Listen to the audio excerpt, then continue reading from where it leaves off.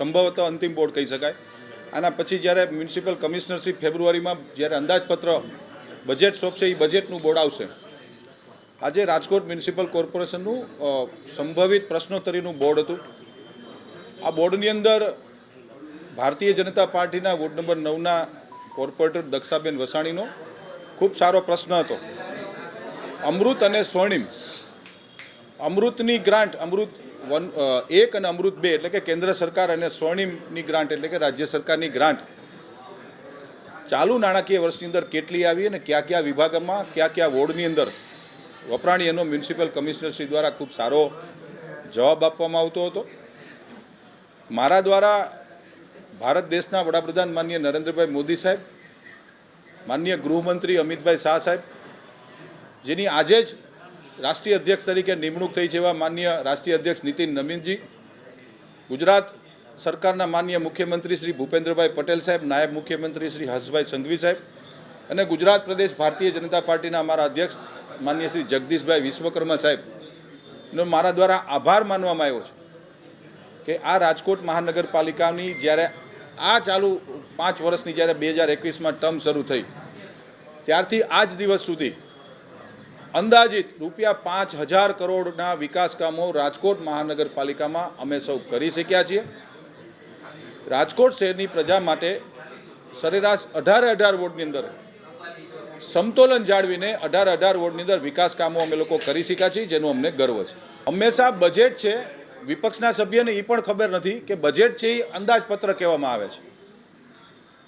વિશ્વના કોઈ પણ રાજ્યમાં જે અંદાજપત્ર રજૂ કરવામાં આવતો, વિશ્વના કોઈ પણ, ભારત નહીં વિશ્વના કોઈ પણ રાજ્યનું કહું છું, જે અંદાજપત્ર રજૂ કરવામાં આવતું હોય એ અંદાજપત્ર કહેવામાં આવે છે। રાજકોટ મહાનગરપાલિકાનું ગઈ સાલ જે 3218 કરોડનું જે બજેટ હતું એ બજેટ હજી 30મી માર્ચે પૂરું થવાનું છે। અંદાજપત્ર હતું એમાં અમે લોકો 1500થી 1800થી 2000 કરોડ સુધી અમે પહોંચી જવાના છે, આ અંદાજપત્ર કહેવામાં આવે છે।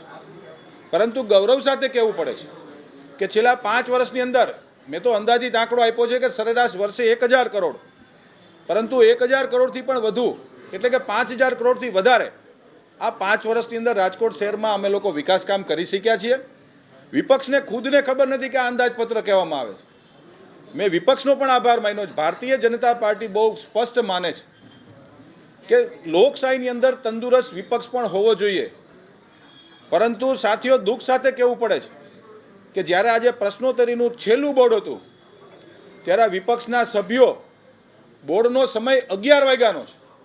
ભારતીય જનતા પાર્ટીના 66 કોર્પોરેટરો, જે 3 કોર્પોરેટર ગેરહાજર છે એને બાદ કરતાં તમામ કોર્પોરેટરો 11:05 અમે લોકો બોર્ડની અંદર બેસી ગયા હતા। જ્યારે વિપક્ષના સભ્યો 4 છે એ 11:20 બોર્ડની અંદર પ્રવેશ કર્યો છે। બોર્ડની અંદર આવવું, માત્ર મીડિયાની લાઇમલાઇટમાં રહેવું, વિસ્તારમાં કામ નથી કરવા। જ્યારે ભારતીય જનતા પાર્ટીના એક કાર્યકર્તા તરીકે, કોર્પોરેટર તરીકે અમને સૌને ગર્વ છે કે એમના પોતાના વોર્ડની અંદર પણ હું 5 વર્ષનું સાથીઓ વિકાસનું સર્વેયું વોર્ડ નંબર 15માં આપી શકું એમ છું।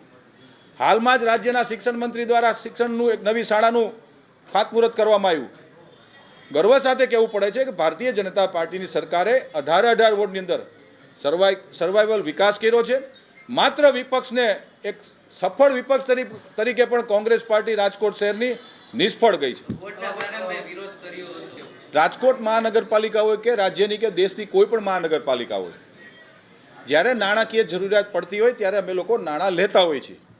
આપણે આપણા ઘરમાં ક્યારેક લેતા હોઈએ છીએ, તો સ્વાભાવિક છે કે મહાનગરપાલિકાને પણ જરૂર પડતી હોય છે।